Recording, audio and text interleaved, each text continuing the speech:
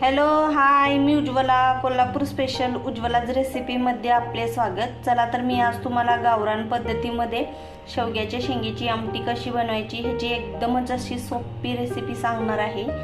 वेळ न घालवता चला तर मग पाहूया। गावरान पद्धतीमध्ये मी आज शेवग्याच्या शेंगेची आमटी बनवणार आहे। तर मी 1 ग्लासवर पाणी घेतलेलं आहे आणि त्याच्यामध्ये आपल्याला चवीपुरते मीठ टाकून घ्यायचं आहे आणि थोडीशी कोथिंबीर टाकून घ्यायचं आणि चिरलेला 1 टोमॅटो पण टाकून घ्यायचा। त्याच्यानंतर शेवग्याची शेंग टाकून घ्यायची आणि आपल्याला हे छान असं शिजवून घ्यायचं आहे।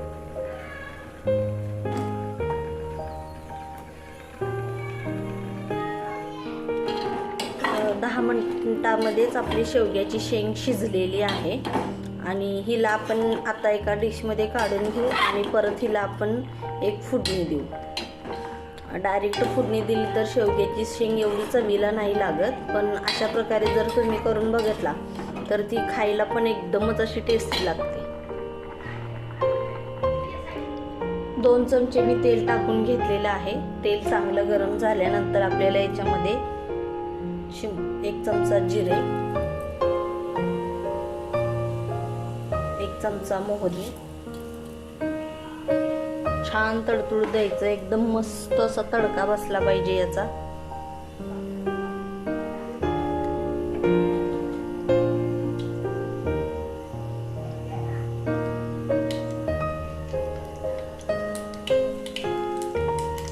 त्याच्यानंतर ठेचलेला लसूण,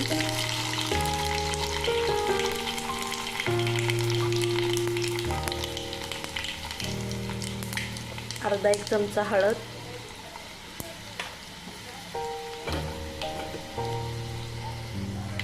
लसूण पण छान लालसर होऊ द्यायचा। त्याच्यानंतर 1 चमचा लाल तिखट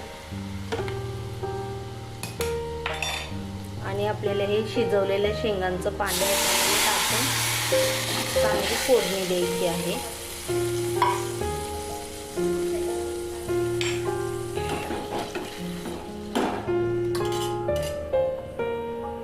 त्याच्यामध्ये आपल्याला शेंगदाण्याचा कूट आणि छान अशी एक मस्त अशी उकळी येऊ द्यायची। त्याच्यामध्ये आपल्याला जास्ती असं काही टाकायचं नाहीये, एवढंच साहित्य आहे आणि एवढ्या साहित्यामध्येच आपल्याला ही शेवग्याच्या शेंगेची आमटी बनवायची आहे आणि खायला एकदमच अशी टेस्टी लागते। आपल्या आमटीला मस्त अशी उकळी आलेली आहे आणि आमटी आपण जितकी वेळ उकळल ना तितकी ही टेस्टी बनत जाते। त्याच्यामध्ये चिरलेली कोथिंबीर टाकून घेते मी आणि मीठ आपल्याला आता टाकायची गरज नाही आहे, कारण की आपण शिजवतानाच याच्यामध्ये मीठ टाकलं होतं। अजून 1-2 मिनिटं आपण हिला छान अशी उकळी येऊ देऊ आणि मग गॅस बंद करून देऊ।